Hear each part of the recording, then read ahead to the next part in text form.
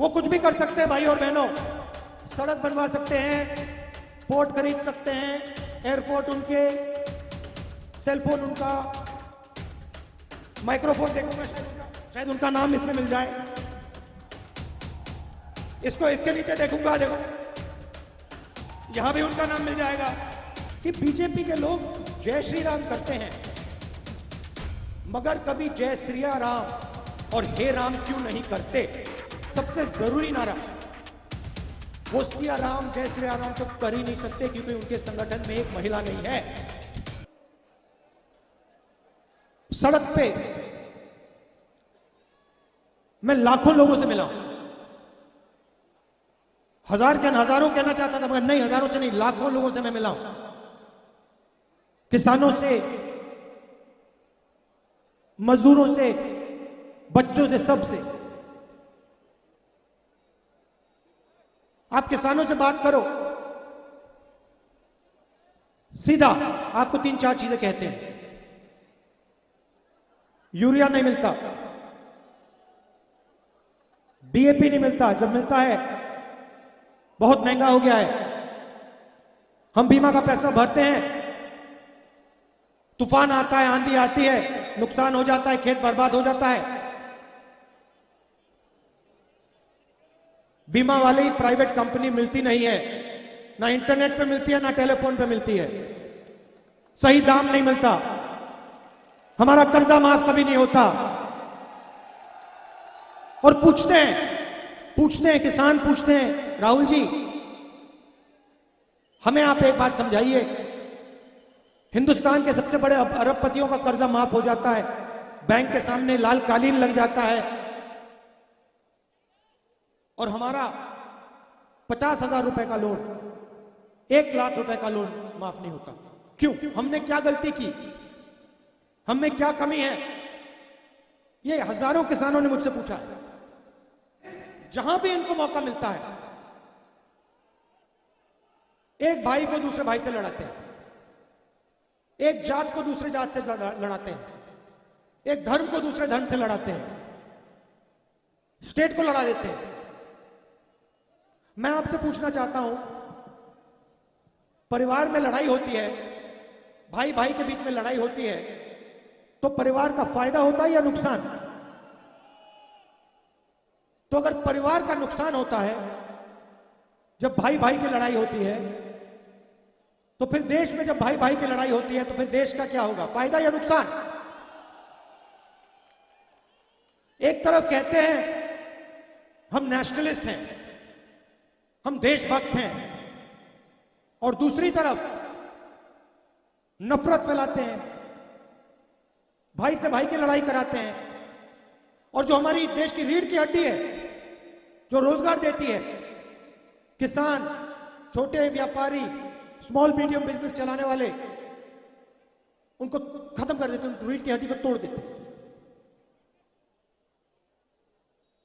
मध्य प्रदेश में युवाओं को रोजगार नहीं मिल सकता। कुछ भी कर लो, कुछ भी कर लो आप, मध्य प्रदेश के युवाओं को, बाकी हिंदुस्तान के युवाओं को रोजगार नहीं मिल सकता।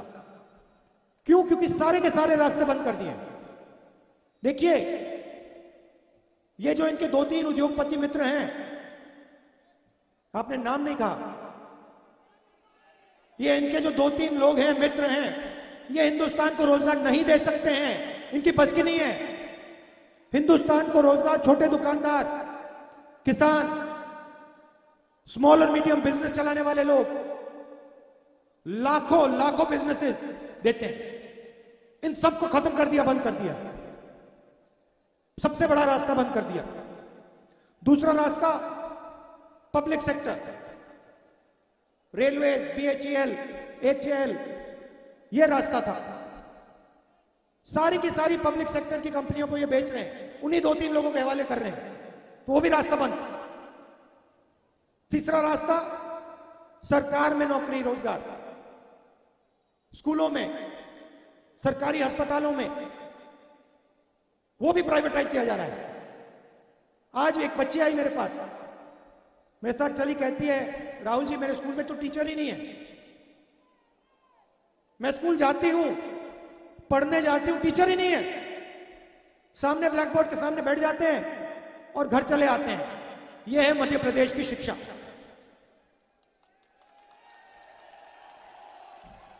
अच्छा, बहुत लोगों से मिला हूं। एक पंडित जी आए, सुनिए, सबसे मजेदार बात आपको बताता हूं।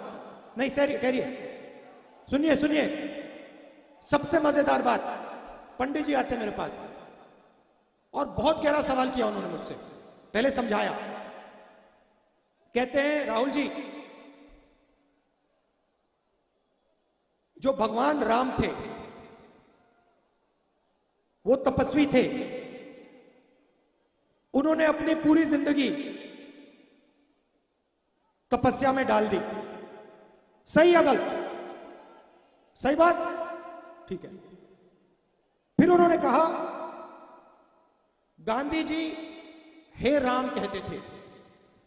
गांधी जी का नारा था हे राम। हे राम का मतलब क्या बताइए? जब गांधी जी कहते थे हे राम, उसका मतलब क्या था? चुप हो गए? नहीं, हे राम का मतलब राम एक जीने का तरीका थे, एक जीने के तरीके का तरीका था। राम सिर्फ एक, भगवान राम सिर्फ एक व्यक्ति नहीं थे, एक जिंदगी जीने का तरीका था। प्यार, भाईचारा, इज्जत, तपस्या, उन्होंने पूरी दुनिया को दिखाया, जीने का तरीका दिखाया। और गांधी जी जब हे राम कहते थे, उनका मतलब था जो भगवान राम है वो भावना हमारे दिल में है और उसी भावना को लेकर हमें जिंदगी जीनी है। यह है हे राम। दूसरा नारा फिर उन्होंने कहा, देखिए, एक नारा हे राम, सुनो सुनो, डिस्टर्ब मत करो। एक नारा हे राम मतलब जिस प्रकार से भगवान राम ने अपनी जिंदगी जी, जो उन्होंने तपस्या किया, जो उन्होंने समाज के लिए काम किया, जो उन्होंने प्यार फैलाया, भाईचारा फैलाया, वैसे ही अपनी जिंदगी जीना। दूसरा नारा जय सिया राम, जय सिया राम। अब जय सिया राम का मतलब क्या है? यह पंडित जी ने मुझे बताया, सीखा हूं मैं, यात्रा पे बहुत कुछ सीखा हूं। जय सिया राम का मतलब क्या है? दिग्विजय जी ताली बजा रहे हैं। जय सिया राम का मतलब जय सीता, जय राम। मतलब क्या? कि सीता और राम एक ही हैं, सीता और राम एक ही हैं। इसलिए नारा है जय सिया राम या जय सीताराम। सही? मतलब जो राम के जीने का तरीका था, जो उन्होंने सीता के लिए किया, भगवान राम ने सीता के लिए क्या किया आप जानते ही नहीं हो क्या? क्या किया? जाके सीता की इज्जत के लिए, सीता के लिए लड़े। सही? तो जब हम जय सिया राम कहते हैं, हम सीता की याद करते हैं और समाज में जो सीता की जगह होनी चाहिए उसकी आदर करते हैं। सही? जय सिया राम या जय सीताराम। तीसरा नारा जय श्री राम, उसमें हम राम भगवान की जय करते हैं। पंडित जी ने मुझसे कहा कि आप अपनी स्पीच में पूछिए कि बीजेपी के लोग जय श्री राम करते हैं मगर कभी जय श्रिया राम और हे राम क्यों नहीं करते? मुझे बहुत अच्छा लगा, बहुत गहरी बात बोली, क्योंकि वो सबसे पहले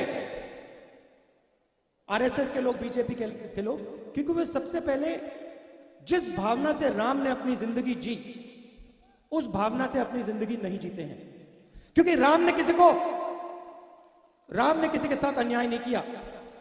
राम ने समाज को जोड़ने का काम किया। राम ने सबको इज्जत दी।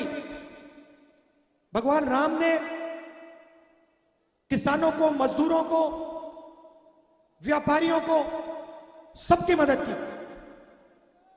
सही? ठीक है। तो जो उनकी भावना थी, जो उनका जीने का तरीका है, उसको आरएसएस के लोग और बीजेपी के लोग नहीं अपनाते। और तीसरा नारा, शायद सबसे जरूरी नारा, वो सिया राम जय श्री राम तो कर ही नहीं सकते, क्योंकि उनके संगठन में एक महिला नहीं है। तो वो जय सिया राम का संगठन ही नहीं है, क्योंकि उनके संगठन में महिला तो आ ही नहीं सकती। सीता तो आ ही नहीं सकती। सीता को तो बाहर कर दिया। अब ये बहुत गहरी बात मध्य प्रदेश के एक पंडित जी ने सड़क पे मुझे कही। कैसी लगी आपको? बढ़िया लगी? तो हमारे जो आरएसएस के मित्र हैं, मैं उनसे कहना चाहता हूं, जय श्री राम जरूर, जय सिया राम और हे राम, तीनों का प्रयोग कीजिए और सीता जी का अपमान मत कीजिए।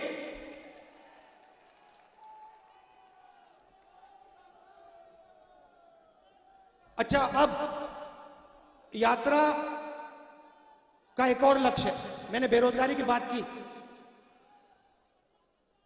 थोड़ी सी मैं महंगाई की भी बात बोल देता हूं। पेट्रोल के दाम यूपीए के समय क्या थे? 60 रुपए। आज क्या है? 107। गैस के सिलेंडर कितने का आता था? 400। आजकल देखो भैया, अपना एक हाथ ले लो। मतलब 3 हाथों की जरूरत है। तो ये जो पैसा आपकी जेब में से निकल रहा है, जा कहां रहा है? पैसा गायब तो नहीं होता। आपको जब पैसा मिलता है, आप अगर उस पैसे को ऐसे रख के गिराते तो गायब तो नहीं होता ना, आपके जेब में से कहीं और जाता है ना। आप किसी दुकानदार को देते हो तो पैसा घूमता है। तो जब ये पेट्रोल का पैसा आपके जेब में से निकल रहा है, डीजल का पैसा निकल रहा है, गैस सिलेंडर का पैसा निकल रहा है, ये कहां जा रहा है? ये आसमान में तो नहीं जा रहा, समुद्र में तो नहीं जा रहा, हिंदुस्तान के सबसे बड़े 2-3 अरबपतियों के हाथ जा रहा है। वो कुछ भी कर सकते हैं भाई और बहनों। सड़क बनवा सकते हैं, पोर्ट खरीद सकते हैं, एयरपोर्ट उनके, सेलफोन उनका, माइक्रोफोन देखूंगा शायद उनका नाम इसमें मिल जाए। इसके नीचे देखूंगा, देखो यहां भी उनका नाम मिल जाएगा। जूते में देखो, वहां भी उनका नाम, लाउडस्पीकर पे उनका नाम। तो 2 देश बन रहे हैं, एक अरबपतियों का, उसमें जो भी करना है कर लो, जो भी सपना है देख लो, और दूसरा बाकी हिंदुस्तान गरीबों का, किसानों का, मजदूरों का, छोटे दुकानदारों का, उसमें आप बेरोजगार रहो,